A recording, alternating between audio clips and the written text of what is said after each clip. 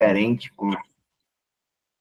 de sua esposa para com Deus, eu não consigo ver algo diferente disso aqui em Gênesis, né? Gênesis nos apresenta diversas formas de relacionamento dos seres humanos para com Deus. E a mudança desse relacionamento desses homens para com Deus. Nós vemos um Jacó que exigia desse Deus, ou do nosso Deus, ou Deus que ele aprendeu de seus pais, exigia uma cobertura, exigia uma provisão, exigia e falava: se você assim o fizer, eu o considerarei como meu Deus. E nós mudamos para um José que certamente, influenciado pela essa conversão de seu pai, que nós não vemos mais relatos como esse, ou exigências de Jacó como essa, nem em momentos de aflição que ele estava, quando seu filho Benjamim é solicitado. A gente observa com muito cuidado como a Bíblia trata isso, né? E ela nos coloca as diferenças, né? Como Abraão tratava Deus em relacionamento, como já era o relacionamento de Isaac, e Deus ainda aparecendo a Jacó, antes dele mandar o filho, dizendo: Jacó, fique tranquilo, vá para o Egito, eu sei que não é para vocês estarem indo para lá, mas existe um propósito para vocês estarem nesse caminho, confia. E me traz, assim, muita reflexão do que nós estamos fazendo aqui, né? A influência nossa aos nossos filhos estarem vendo, ao tomar do café, os seus pais prostrados em buscar a palavra, seus maridos prostrados em buscar a palavra, suas esposas prostrados buscando a palavra. É um grande passo, é um passo gigantesco, e é um passo que terá recompensa. E a recompensa desse passo lá de trás de Abraão, a gente está lendo aqui agora, quando nós vemos um Jacó, que também tinha uma mulher que amava, uma mulher estéril, entra no Egito com 66 descendentes homens, né? A Bíblia faz questão de dizer isso, que ela não cita as esposas dos seus filhos e netos. Já é uma confirmação daquela promessa que Abraão teve lá atrás, também quando tinha sua esposa estéril, e que dele nasceria e seria feita essa nação tão numerosa. Só que nesse meio de caminho, nós temos uma traição. Nesse meio de caminho, nós temos uma pessoa que também é forjada, é provada. Nós temos um José, que é usado por Deus, mas antes de ser usado, ele é testado, para que assim fizesse a perpetuação desse povo, dessa linhagem sagrada. Porque nós lemos aqui, a seca era tanta que as pessoas estavam virando escravos, venderam as terras, venderam animais, venderam a força laboral, e José colocou eles, de forma estratégia, longe um pouco da vista do faraó, né, numa terra chamada Gósen, e José tinha ciência disso, quando ele fala, né, eu estar aqui hoje, não é porque eu sou bonito, eu estar aqui hoje é um desejo de Deus, quando ele se abre para os irmãos, né, quando ele revela a sua identidade, ele diz assim, eu perdi o versículo que traz essa afirmação de José dizendo que eu estar aqui não é para eu poder mostrar a minha vingança ou executar a minha punição. Eu estar aqui hoje com vocês nesta mesa é um plano muito maior que excede qualquer desejo individual nosso. Só que a Bíblia, ela volta a nos trazer relacionamento de homens para com Deus. Quando ela nos apresenta que antes de José se revelar, e o que faz José se revelar, o catalisador é o seu irmão Judá, aquele que tinha proposto vendê-lo, está ali intercedendo por Benjamim. Então, irmãos, acreditem, não existe escuridão eterna de quem você ama. Não existe prisão eterna para as drogas. Não existe prisão eterna para o álcool. Não existe prisão eterna para a pornografia. E quando essas pessoas começarem a mostrar que estão saindo, não seja você aquele que vai julgar, não seja aquele você que vai afastar, não seja você aquele que vai jogar o livro na cabeça dele, dizendo, siga essas regras, trate com amor. É isso que a Bíblia está trazendo aqui nesses últimos capítulos, quando nós vemos um José que poderia fazer tudo com aquele irmão que traiu ele, que machucou, que feriu, e devolve com alimentação, devolve com banquete, devolve com sorriso largo. 45:3. Mas eu sigo. É porque é o momento que ele fala justamente que Deus que proporcionou isso a ele. Deus que o tirou do poço. Deus que colocou na casa de Potifar para ele saber administrar. Deus que colocou ele na prisão, mesmo ele não entendendo porque ele estava na casa de Potifar e vai para a prisão, porque ele tinha um propósito maior, que era governar o próprio Egito, né? Então, a gente muitas vezes está angustiado com as nossas provas, está muitas vezes angustiado com a ausência de resposta de Deus, e muita gente acaba se colocando no lugar diferente do que José fez, né? As pessoas se colocam, por que Deus? Eu não vou aguentar, por que Deus me tira daqui? E José estava ali, né, pacientemente falando e contando seus sonhos e aflições para quem poderia resolver. E nós vemos aqui no transcorrer do texto uma situação que eu até escrevi aqui, né?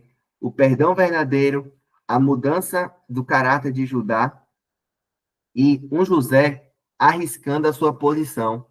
E quando ele revela a sua identidade, quando ele se diz, né, estar ali com aqueles, ele não sabia, ele não faz conta do que o faraó poderia achar, né? O que o faraó poderia tentar destituir ele do poder, ou que aqueles que estavam à base do poder poderiam utilizar como forma de tirar José do poder, porque não tenho dúvidas, irmãos, eles não estavam felizes por ter alguém não egípcio como segundo do poder. Não existe. É como se viesse um chinês ser vice-presidente do Brasil. Estou dando exemplo aqui esdrúxulo, para vocês terem a noção. É um estrangeiro, sempre vai ser um estrangeiro. Era alguém que não tinha os princípios egípcios, mas estava ali se curvando e fazendo como tal.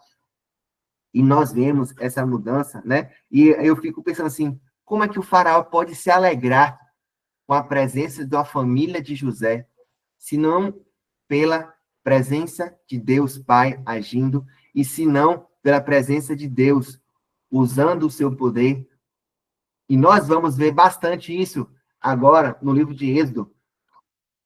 A gente analisou caráteres bastante em Gênesis, e nós vamos ver esse Deus maravilhoso em Êxodo. Êxodo é um dos livros em que há a aparência divina em ações reais e concretas, mas é expressa. É um Deus que traz 10 sinais, 10, me falta a palavra, no Egito. É um Deus que abre o mar, é um Deus que coloca o maná na boca do povo, é um Deus que coloca a coluna de fogo, é um Deus que coloca a nuvem para cobrir. É um Deus fantástico. É um Deus que está ali querendo mostrar presente. E é um Deus que quer ter relacionamento com aquele povo. E, infelizmente, é um povo que fica com medo desse Deus e coloca todo esse relacionamento e esse poder de conversa com o Pai nas mãos de Moisés. E muitas vezes nós fazemos isso. Colocamos o poder e o momento de oração na mão da minha esposa. Não, a minha esposa que ora pela minha casa. A minha esposa que precisa ler a Bíblia. A minha esposa que precisa me motivar para ir para a igreja. Não, irmão. É você. A salvação é pessoal. É você que pode ajudar, sim, todos aqueles na sua família, quando você abre essa Bíblia aqui, 6 da manhã, para ler, e deixa bem alto, para que todos na casa escutem. É você, irmão, que está arrumado aos domingos para ir ao culto. É você, irmão, que levanta a mão quando tem qualquer tipo de obra na sua igreja e se coloca à disposição para isso. Porque é ou não é, quando se lança algo e ninguém levanta a mão, é capaz de ninguém levantar a mão porque ninguém foi o primeiro. E quando você vê outras pessoas levantando, você se toca e levanta também. Eu estou entrando por um caminho que não é o que está escrito aqui, mas é para a gente fazer uma análise mais ampla, porque a gente já trabalhou bastante esse texto de José. A gente trabalhou bastante e ontem e anteontem, e aqui só mesmo é o ápice, é o fechamento, para mostrar que qual é o Deus que nós amamos, qual é o Deus que nós seguimos, e qual é o Deus que nós acreditamos. Não é o Deus que vai mandar o dinheiro do boleto, não é o Deus que vai nos tirar do leito, é o Deus que está conosco 24 horas por dia, pensando em tudo e colocando pessoas ao nosso redor que vai nos mostrar esse agir de Deus.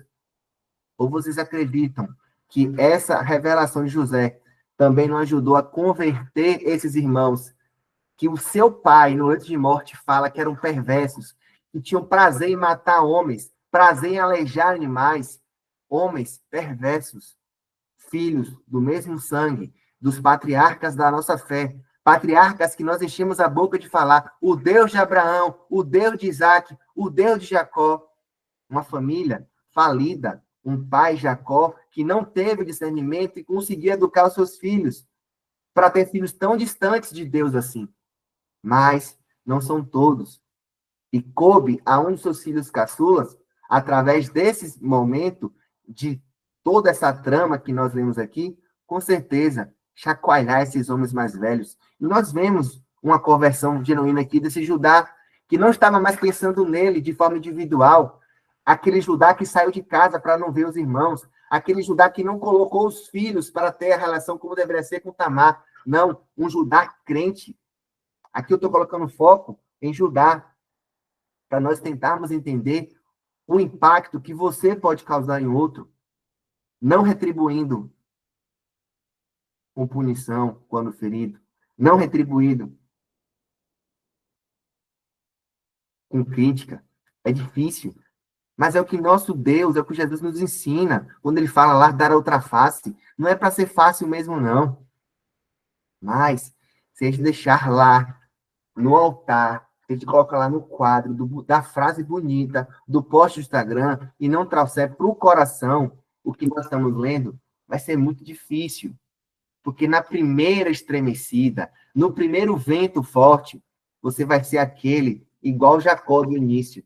Por que, Deus? Sim, Deus. Se você me mostrar, Deus, agora sim, Deus, você é meu Deus. Não, nós temos que afastar esse tipo de crente de nós e acreditar nesse cristianismo que nós estamos vendo aqui, de José, no cristianismo genuíno de Judá, que se coloca no lugar do outro. E nós percebemos que os irmãos de José ainda ficam com medo quando o pai morre. Ou meu pai morreu, agora José vai matar a gente. E José novamente vem trazendo a eles a reflexão que não precisa ter esse medo, porque é genuíno, é verdadeiro. Não é uma máscara, não é um personagem ali, é ele. Aquele que foi colocado no poço, que foi para a casa de Potifar, foi para a prisão, virou o general, virou o chefe do Egito, está ali, almoçando com eles, jantando com eles, e não se importa com o cargo, como eu trouxe aqui, poderia perder o seu cargo.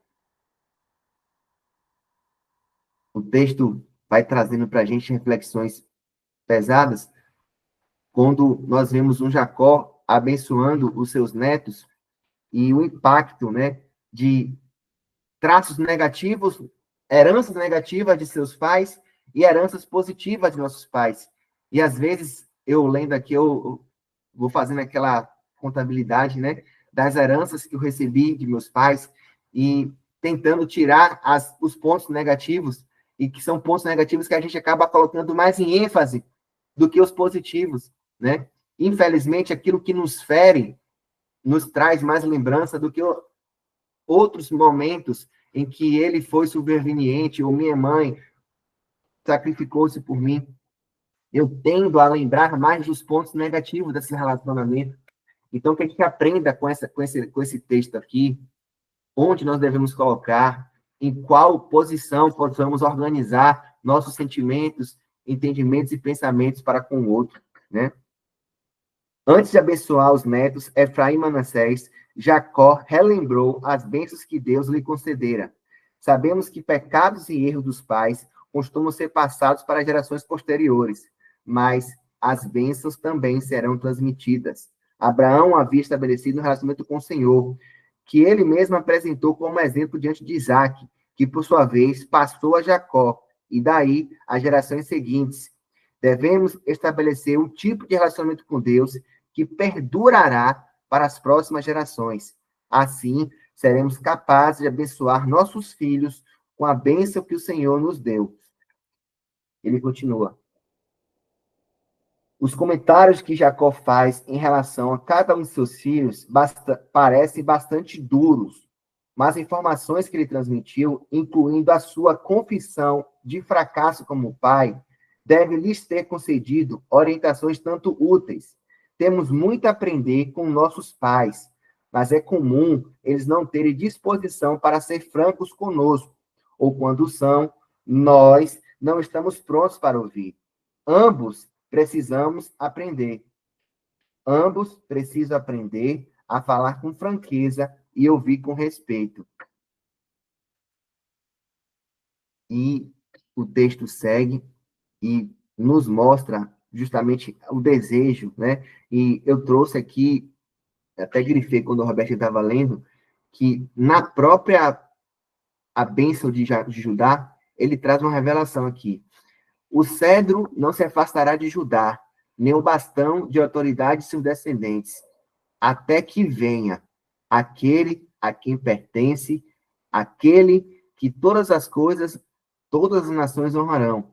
Ele amarra seu potro a uma videira, seu jumentinho a uma videira seleta, lava suas roupas em vinho, suas vestes no sangue de uvas, seus olhos são mais escuros que o vinho, e seus dentes são mais brancos que o leite. Certamente, esses homens, esses pais que nós lemos e conhecemos como pai da fé, Abraão, Isaac e Jacó, tinham muito entendimento do futuro, que a gente não consegue ver aqui em Gênesis, mas aqui eu não consigo ver, a não ser outra pessoa, a Jesus, e relacionar por que de Judá, porque uma das únicas tribos que permaneceu remanescente, Judá e Benjamim. Lá na frente, quando o filho de Salomão destrói todas as 12 tribos, Roboão, novamente, um filho fraco de um pai que teve insucesso na criação desse filho, mas permanece essas duas tribos, e dessa tribo continua a linhagem até chegar a Cristo. Então é isso, gente. 7:06, passei 6 minutos, mas assim, muito feliz que a gente conseguiu terminar o primeiro livro. É um livro bem complexo. Lemos em 6 dias, e acredito que tem muita coisa para ser revista e lida nessa uma semana. Que seja um momento de vocês de chamar o seu marido, chamar a sua filha, seu filho, trocar uma ideia, conversar, como foi proposto aqui, né? De forma franca. Providencia um sorvete, um passeio no parque, providencia uma praia, provoque, seja intencional a ter uma conversa frente a frente com seu filho, com sua filha. Seja aquele em que ele tem um brilho no olhar e aquele que possa fazer tudo, até arriscar a sua posição perante amigos, faculdade, trabalho, como José fez para ver o seu pai. Eu não vejo outra forma aqui nesse final de Gênesis de não ser um trecho que honra a família e garante que vocês estão no caminho certo por estarem brigando pela família de vocês, em oração, em serviço, em intencionalidade, tá bom? É o meu desejo a vocês esse final de semana, tá joia? Fiquem com Deus. Segunda-feira estaremos juntos com Êxodo. É benção, Êxodo. Não vai ter comentário. Essa sexta-feira tá ficando para mim um problema que a gente não tem como fazer comentário no sábado, mas